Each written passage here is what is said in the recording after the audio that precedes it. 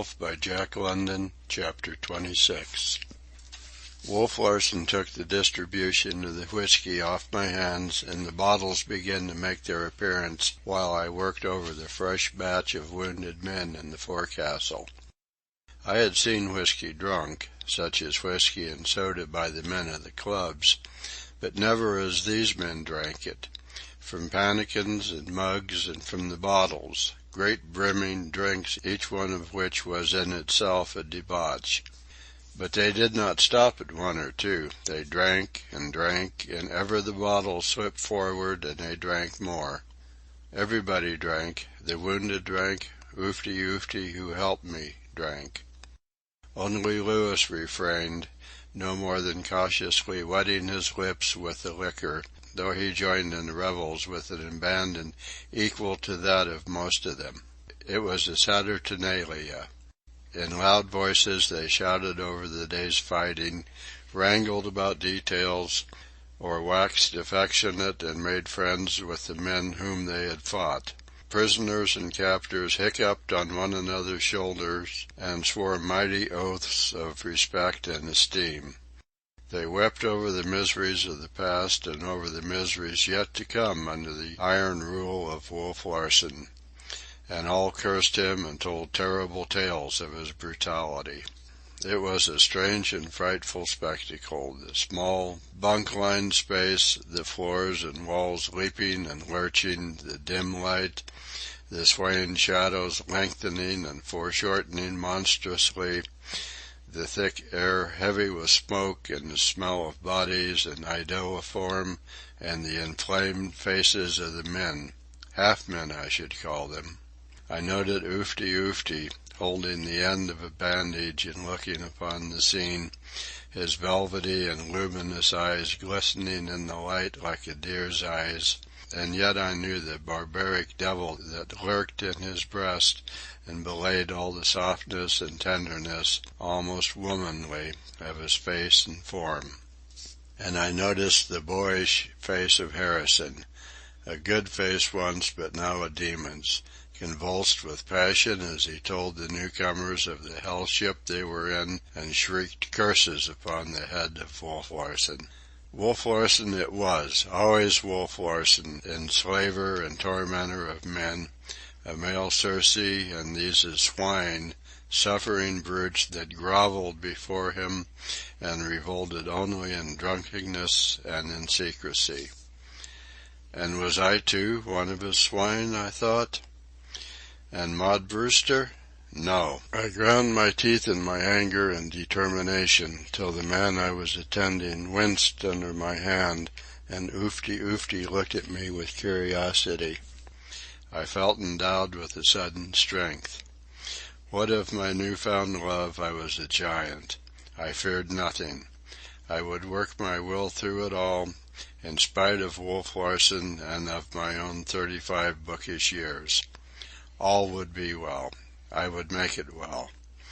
And so, exalted, upborne by a sense of power, I turned my back on the howling inferno and climbed to the deck, where the fog drifted ghostly through the night, and the air was sweet and pure and quiet. The steerage, where were 2 wounded hunters, was a repetition of the forecastle, except that Wolf Larsen was not being cursed, and it was with a great relief that I again emerged on deck and went aft to the cabin. Supper was ready, and Wolf Larsen and Maud were waiting for me. While all his ship was getting drunk as fast as it could, he remained sober. Not a drop of liquor passed his lips. He did not dare it under the circumstances, for he had only Lewis and me to depend upon, and Lewis even now was at the wheel.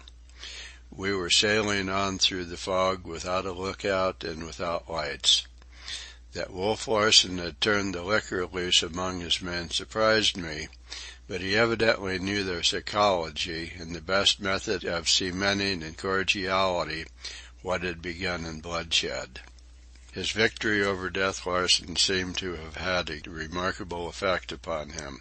The previous evening he had reasoned himself into the blues and I had been waiting momentarily for one of his characteristic outbursts. Yet nothing had occurred, and he was now in splendid trim. Possibly his success in capturing so many hunters and boats had counteracted the customary reaction. At any rate, the blues were gone, and the blue devils had not put in an appearance. So I thought at the time, but, ah me, little I knew him, or knew that even then, perhaps, he was meditating an outbreak more terrible than any I had seen. As I say, he discovered himself in splendid trim when I entered the cabin. He had had no headaches for weeks, his eyes were clear blue as the sky, his bronze was beautiful with perfect health. Life swelled through his veins in full and magnificent flood. While waiting for me, he had engaged Maud in animated discussion. Temptation was the topic they had hit upon, and from the few words I heard, I made out that he was contending that temptation was temptation only when a man was seduced by it and fell. For look you, he was saying, as I see it, a man does things because of desire.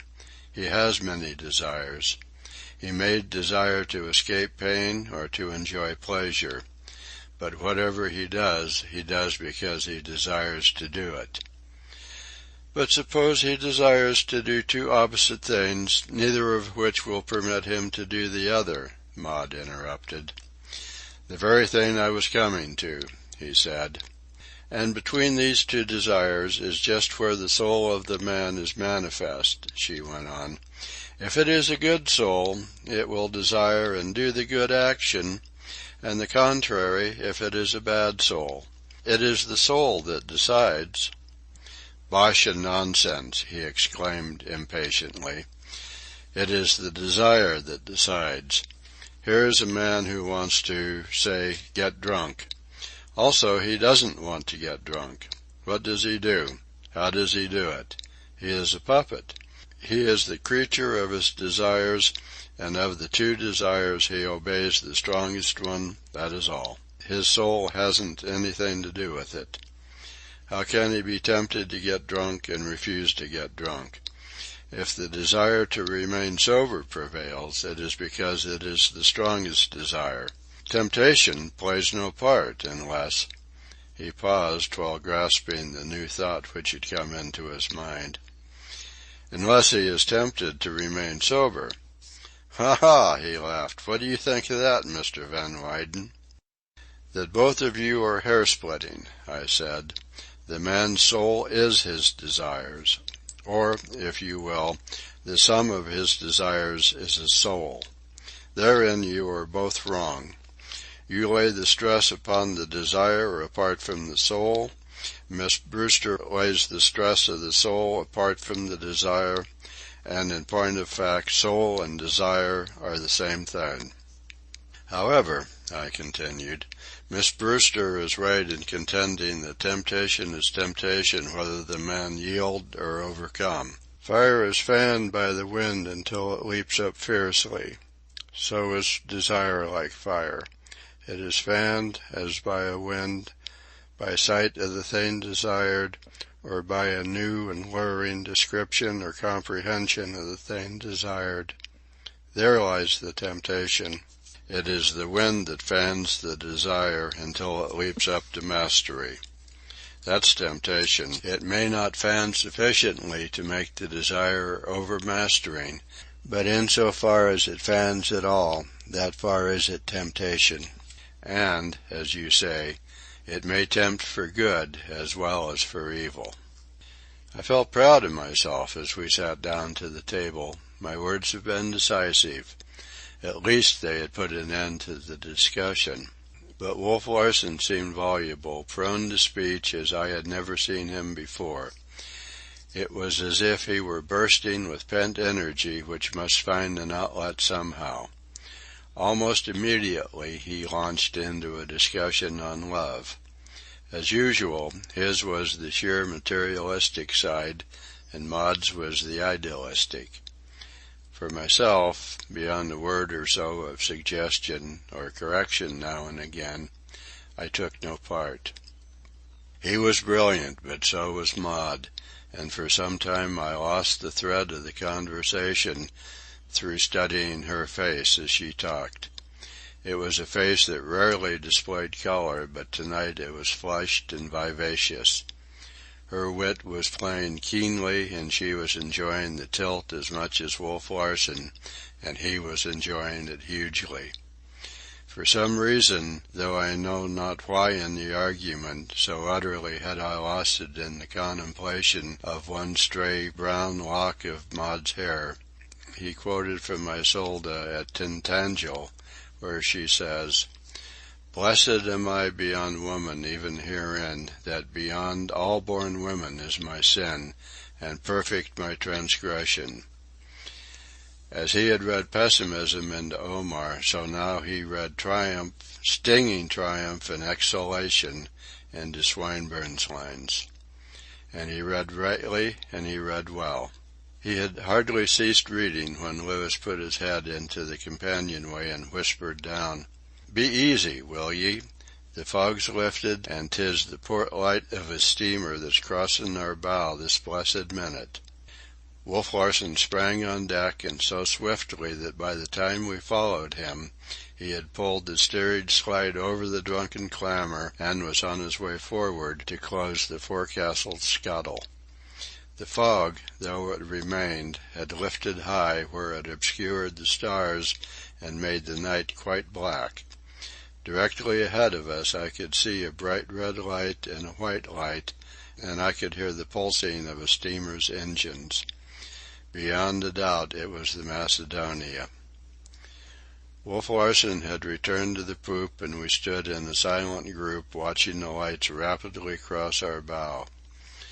"Lucky for me she doesn't carry a searchlight," Wolf Larsen said. "What if I should cry out loudly?" I queried in a whisper. "It would be all up," he answered. "But have you thought upon what would immediately happen?"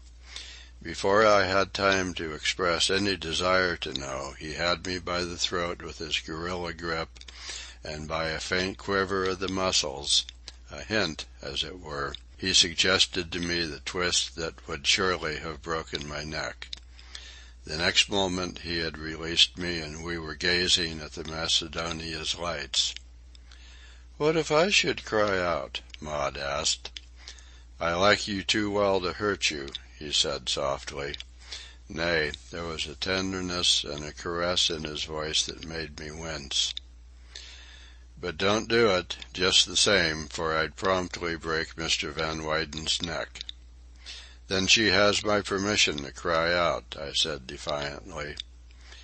"I hardly think you'd care to sacrifice the Dean of American Letters the second," he sneered. We spoke no more, though we had become too used to one another for the silence to be awkward, and when the red light and the white had disappeared we returned to the cabin to finish the interrupted supper. Again they fell to quoting, and Maud gave Dowson's Impenitentia Ultima.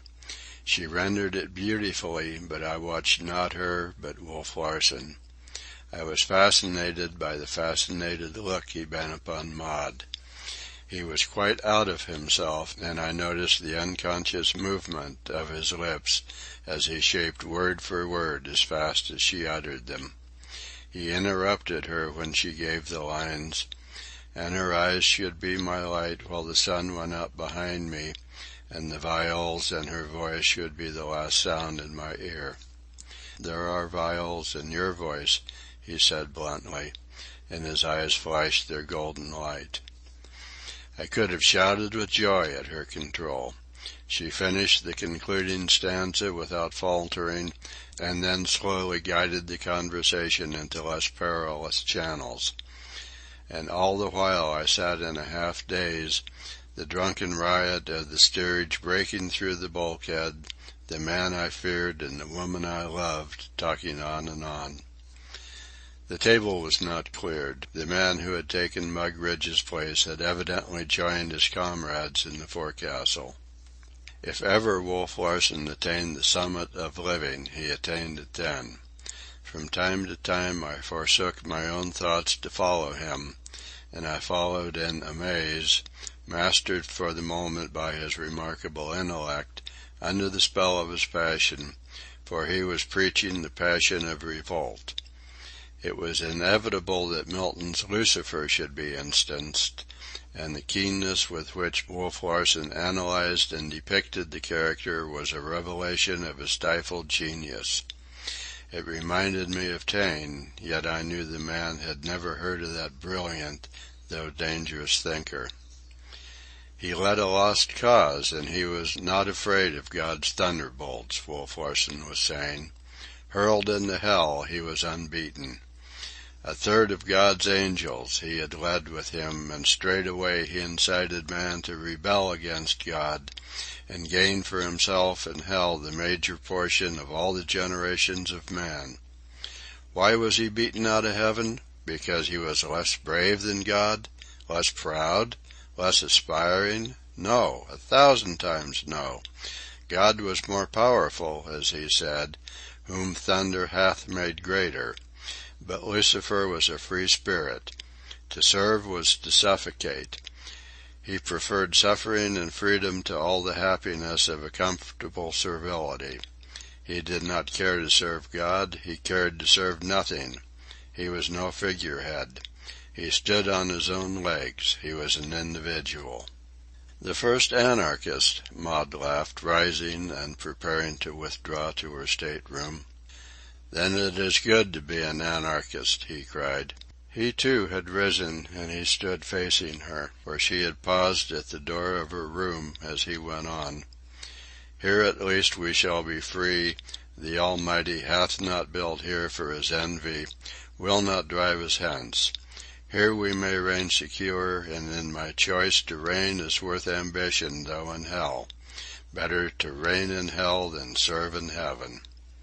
It was the defiant cry of a mighty spirit.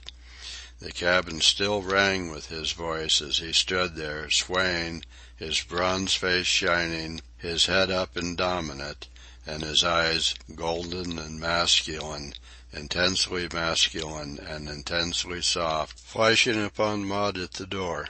Again that unnameable and unmistakable terror was in her eyes, and she said, almost in a whisper, "You are Lucifer." The door closed and she was gone. He stood staring after her for a minute, then returned to himself and to me. "I'll relieve Lewis at the wheel," he said shortly, "and call upon you to relieve at midnight. Better turn in now and get some sleep." He pulled on a pair of mittens, put on his cap, and ascended the companion stairs, while I followed his suggestion by going to bed. For some unknown reason, prompt mysteriously, I did not undress, but lay down fully clothed. For a time I listened to the clamor and the steerage, and marveled upon the love which had come to me. But my sleep on the Ghost had become most healthful and natural, and soon the songs and cries died away, my eyes closed, and my consciousness sank down into the half-death of slumber. I knew not what had aroused me, but I found myself out of my bunk, on my feet, wide awake, my soul vibrating to the warning of danger as it might have thrilled to a trumpet call. I threw open the door. The cabin light was burning low. I saw Maud, my Maud, straining and struggling and crushed in the embrace of Wolf Larsen's arms. I could see the vain beat and flutter of her as she strove, pressing her face against his breast, to escape from him. All this I saw in the very instant of seeing, and as I sprang forward. I struck him with my fist on the face as he raised his head, but it was a puny blow. He roared in a ferocious, animal-like way, and gave me a shove with his hand. It was only a shove, a flirt of the wrist, yet so tremendous was his strength that I was hurled backwards as from a catapult. I struck the door of the stateroom which had formerly been Mugridge's, splintering and smashing the panels with the impact of my body. I struggled to my feet, with difficulty dragging myself clear of the wrecked door, unaware of any hurt whatever. I was conscious only of an overmastering rage. I think I, too, cried aloud as I drew the knife at my hip and sprang forward a second time. But something had happened. They were reeling apart. I was close upon him, my knife uplifted, but I withheld the blow. I was puzzled by the strangeness of it. Maud was leaning against the wall, one hand out for support, but he was staggering, his left hand pressed against his forehead and covering his eyes, and with his right he was groping about him in a dazed sort of way.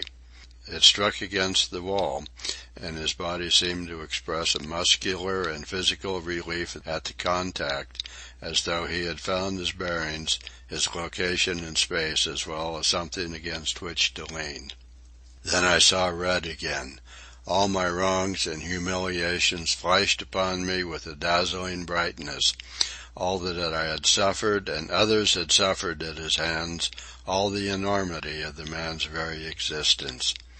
I sprang upon him, blindly, insanely, and drove the knife into his shoulder. I knew then that it was no more than a flesh wound. I had felt the steel grate on his shoulder blade, and I raised the knife to strike at a more vital part. But Maud has seen my first blow, and she cried, "Don't! Please don't!"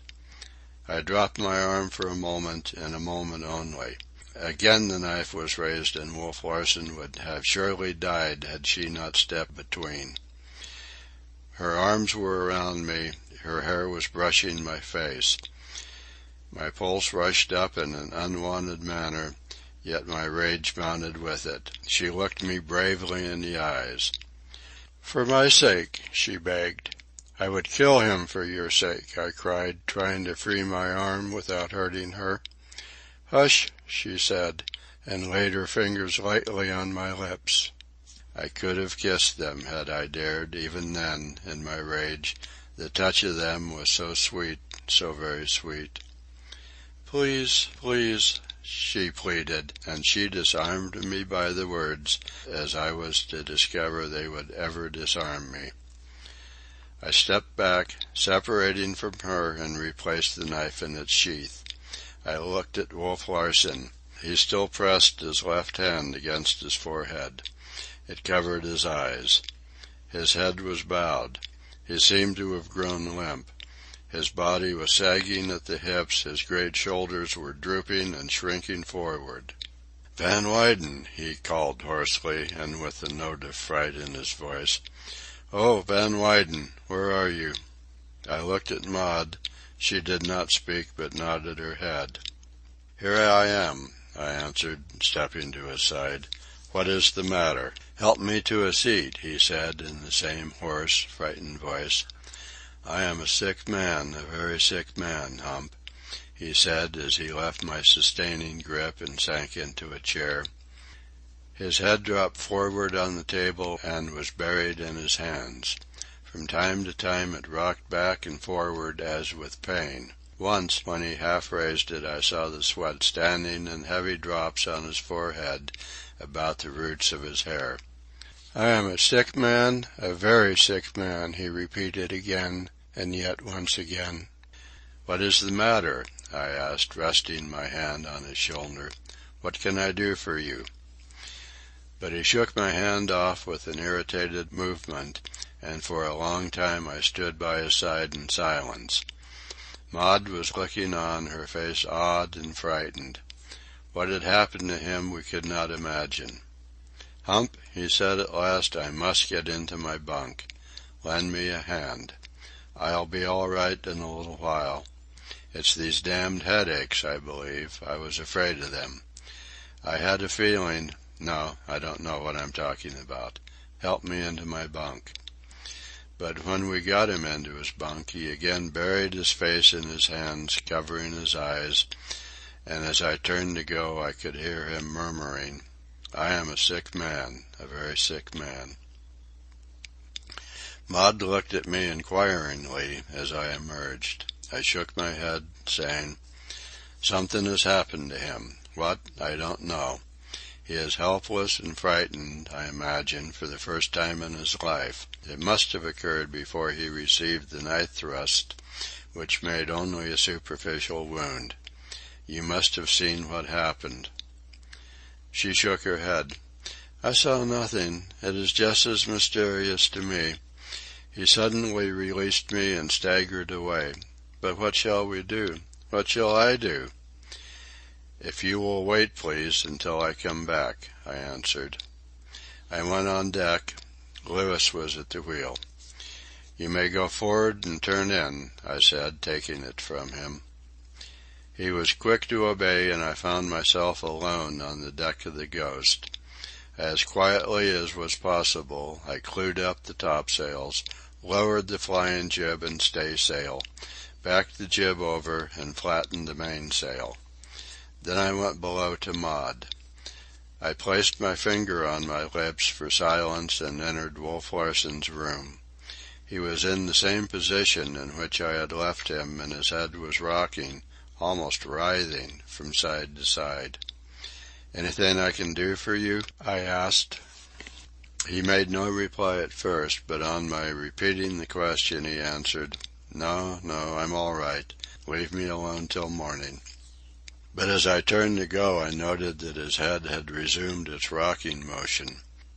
Maud was waiting patiently for me, and I took notice, with a thrill of joy, of the queenly poise of her head and her glorious, calm eyes. Calm and sure they were as her spirit itself.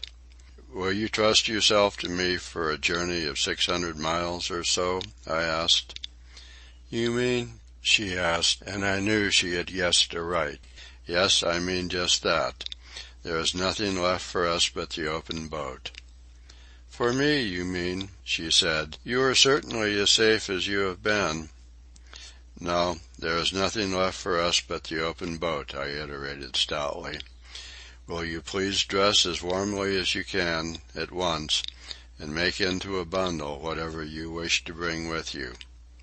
And make all haste," I added, as she turned toward her stateroom. The lazarette was directly beneath the cabin, and opening the trapdoor in the floor and carrying a candle with me, I dropped down and began overhauling the ship's stores. I selected mainly from the canned goods, and by the time I was ready, willing hands were extended from above to receive what I passed up. We worked in silence. I helped myself also to blankets, mittens, oilskins, caps, and such things from the slop chest. It was no light adventure, this trusting ourselves in a small boat to so raw and stormy a sea, and it was imperative that we should guard ourselves against the cold and wet. We worked feverishly at carrying our plunder on deck and depositing amidships, so feverishly that Maud, whose strength was hardly a positive quantity, had to give over, exhausted, and sit on the steps at the break of the poop. This did not serve to recover her, and she lay on her back on the hard deck, arms stretched out and whole body relaxed. It was a trick I remembered of my sister, and I knew she would soon be herself again. I knew also that weapons would not come in amiss, and I re-entered Wolf Larsen's stateroom to get his rifle and shotgun. I spoke to him, but he made no answer, though his head was still rocking from side to side, and he was not asleep. "Goodbye, Lucifer," I whispered to myself as I softly closed the door. Next to obtain was a stock of ammunition, an easy matter, though I had to enter the storage companionway to do it. Here the hunters stored the ammunition boxes they carried in the boats, and here, but a few feet from the noisy revels, I took possession of 2 boxes. Next, to lower a boat. Not so simple a task for one man. Having cast off the lashings, I hoisted first on the forward tackle, then on the aft, till the boat cleared the rail, when I lowered away one tackle and then the other, for a couple of feet till it hung snugly, above the water, against the schooner's side. I made certain that it contained the proper equipment of oars, rowlocks, and sail. Water was a consideration, and I robbed every boat aboard of its breaker. As there were 9 boats all told, it meant that we should have plenty of water and ballast as well, though there was a chance that the boat would be overloaded, what of the generous supplies of other things I was taking. While Maud was passing me the provisions and I was storing them in the boat, a sailor came on deck from the forecastle. He stood by the weather rail for a while, we were lowering over the lee rail, and then sauntered slowly amidships, where he again paused and stood facing the wind with his back toward us. I could hear my heart beating as I crouched low in the boat.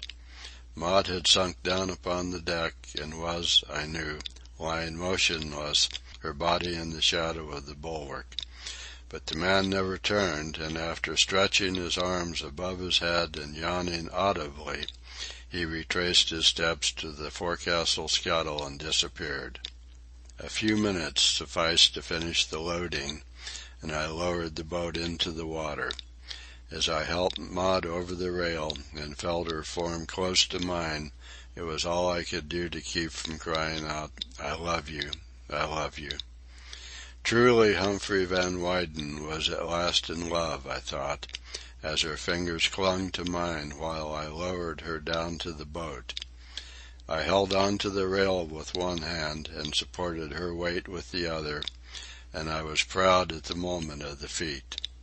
It was a strength I had not possessed a few months before, on the day I said good-bye to Charlie Frureseth and started for San Francisco on the ill-fated Martinez. As the boat ascended on the sea, her feet touched and I released her hands. I cast off the tackles and leaped after her. I had never rowed in my life, but I put out the oars and at the expense of much effort got the boat clear of the Ghost. Then I experimented with the sail. I had seen the boat steerers and hunters set their sprit sails many times, yet this was my first attempt. What took them possibly 2 minutes took me 20, but in the end I succeeded in setting and trimming it, and with the steering oar in my hand hauled on the wind. "There lies Japan," I remarked, "straight before us." "Humphrey Van Weyden," she said, "you are a brave man." "Nay," I answered, "it is you who are a brave woman." We turned our heads, swayed by a common impulse to see the last of the Ghost. Her low hull lifted and rolled to windward on the sea, her canvas loomed darkly in the night, her lashed wheel creaked as the rudder kicked, then sight and sound of her faded away, and we were alone on the dark sea. End of chapter 26.